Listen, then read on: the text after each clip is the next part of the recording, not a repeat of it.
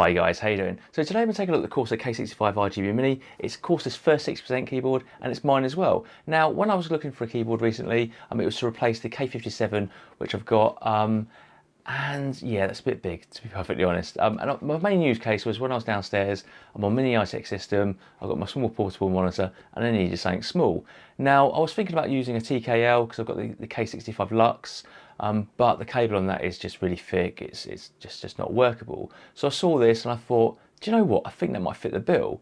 Then I saw the bill, that was £110 and I thought, yeah, that's a bit much. And to be honest, it is a bit much, but it's still a good keyboard. So what we're going to do today is we're going to unbox it, we're going to take a closer look at it, we're going to look at IQ and all of that, and you can see if it's a keyboard you want to buy. Let's do it.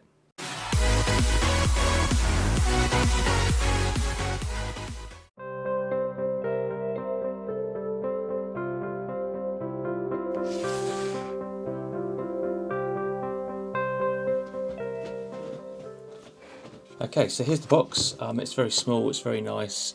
When it came through in the post, I thought, oh my goodness, that's tiny. It's not going to have a keyboard in it, but it sure does. So looking at the back, obviously you can see all the information about it. PC, Mac, Xbox One, Cherry MX switches, IQ, obviously the RGB red, linear, and smooth. Let's find out. So inside the box, obviously this is a mock unboxing because I've already done it. You get the keyboard, get the manual,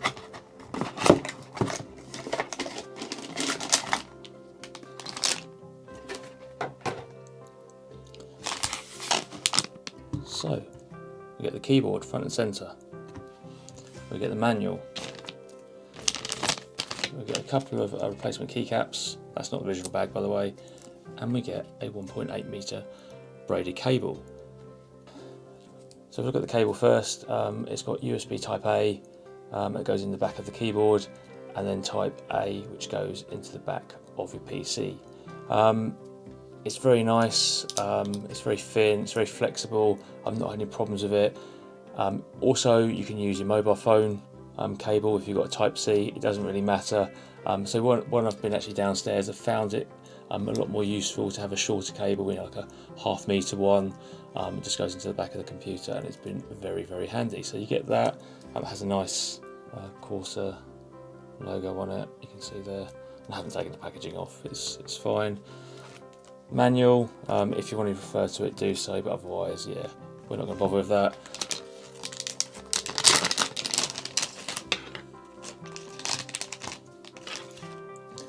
And here you get a standard spacebar instead of this one with a nice pattern on it. It's obviously it's personal preference which one you go for. And then we have a Corsair. Oops, let's go right way around. So we have a Corsair keycap. Now this is supposed to be for the escape key, just down here. Is it worthwhile having? I don't know. Again, personal preference. I'm not using it though. Okay, so if we look at the keyboard itself. First impressions are a little bit underwhelming, to be honest. It's plastic, it's got a little bit of weight to it, but it's plastic, it's plastic, it's plastic. Obviously, in the pictures that you've seen online about it, it's all lit up with its lovely RGB, but today it's not. So if you have a look at the back there, you can see it's got the Type C cable. It is just off centre, if you have a look at it. It's not something that bothers me, but it's just something that there is. Excuse the fingerprints. There's the side, the front which you've already seen, the other side, and at the bottom there's nothing really going on. There's just some little pads here to kind of hold it in place. And as you notice, there's no way to adjust the height of it, so it's as it is. Get my angles right. So it is as it is. It's fairly comfortable, I've not really had any problems, but if you were someone that kind of suffers from weak wrists, then maybe getting a little wrist rest, a little third party one is going to be the way to go.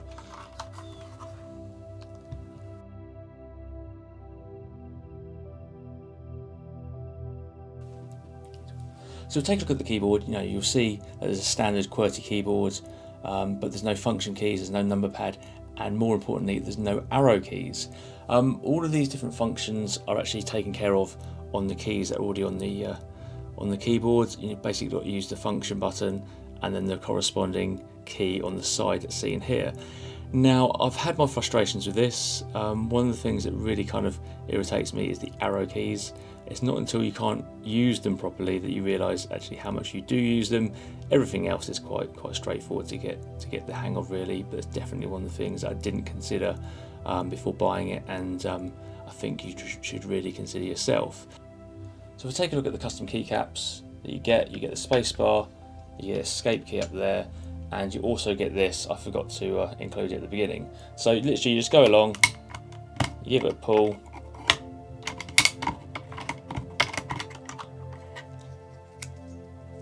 and it comes off. The space bar is the hardest one to do because there's 3 connectors, but yeah. And then you just literally take this, put it on top, and that's it. And then with the escape key,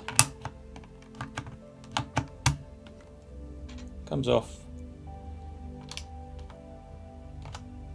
and there you go.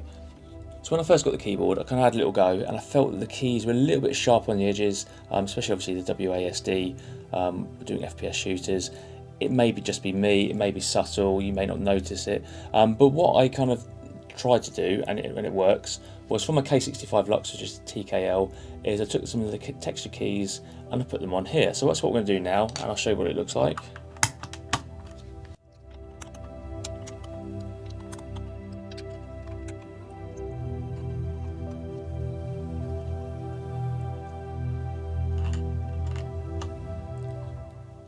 And as far as I'm concerned, these buttons look better, better tactile feel, and just generally a nicer fit than the bog standard ones. The only thing is, obviously, if you're going to use these, there's nothing on the sidewall, so you have no idea what it relates to. So again, if you're going to get custom keycaps for this, be sure that they're going to be suitable. You know what the controls are, otherwise you could come unstuck. So what we're going to do now is a quick sound test so you can see the difference between the 2 keys.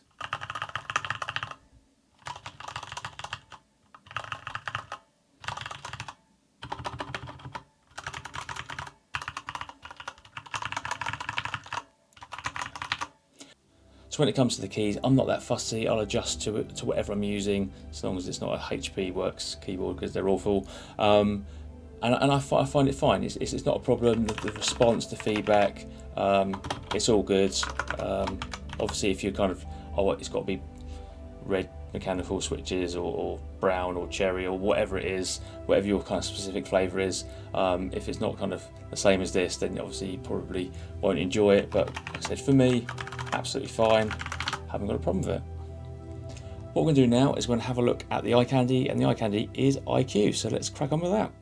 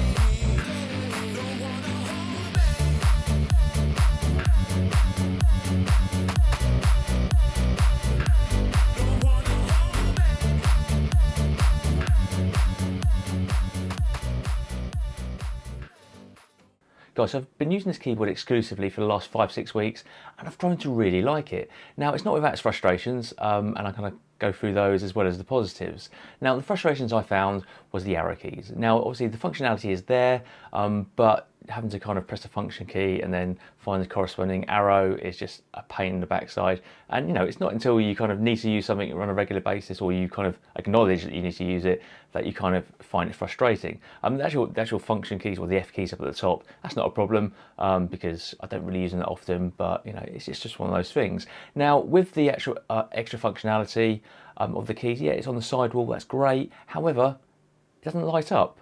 And if you're not in a light environment, then you can't see what you're doing, so it's kind of pointless, and it's not good. It really isn't. The other thing which I don't really like about it is the fact that you can't adjust the height of it. Not a problem for me, but it's definitely something which they should have built in, but obviously they haven't, so it's just something you've got to live with.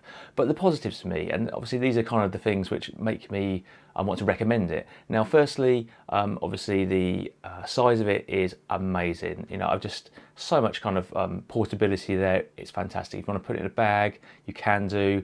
Brilliant. Also the cable, you know, the fact that it's got a type A to type C, or the other way around, is fantastic, because the K65 Lux, which I've been using, has got an integrated cable, and just being able to kind of just use a different cable, you know, so for instance, I've got it hooked up here, I've got it all cable tied, and if I had to undo that every time, then that is a pain. So just the fact that you can just use another cable is really good. And I just really like using it. It's just a joy to use, to be perfectly honest. So the biggest thing that I really kind of don't like about this is the price. Now, it comes in at £110, and unless you're kind of getting a promotion somewhere, I mean, I got a couple and I got it for 95. It's just not good value for money. Obviously, there's other brands out there. There's Ducky One, there's Razer, all around that same sort of price, and they kind of seem to offer a little bit more for the money. However, if you're kind of really kind of bought into IQ and all your other products are kind of using that, then I can understand you wanting to get it. And I really like the products, I really do, but I just don't think £110 is good value. I think it's more £70 to £75, and then you're kind of getting a good deal. Obviously, if it had kind of adjustable fee, it had kind of just a few little kind of like nice touches. You know, it's like the replacement keycaps. You get like the escape key and you get the space bar. Well, if they had WASD as well, then that would be kind of really nice, because well, they've done it with the K65 Lux, so why not here? It's just, it feels a little bit undone, really. They've put it in the oven, it's come out, and it probably should have been for another 5 minutes, to be honest. But yeah, like I said, I really like using it. If you're going to get it, go for it. You know, I don't think you're going to make a bad choice, but it's probably not the best choice. So do your research, and then obviously pick the right one for you. Guys, if you enjoyed the video, like and subscribe, and I'll see you in the next one.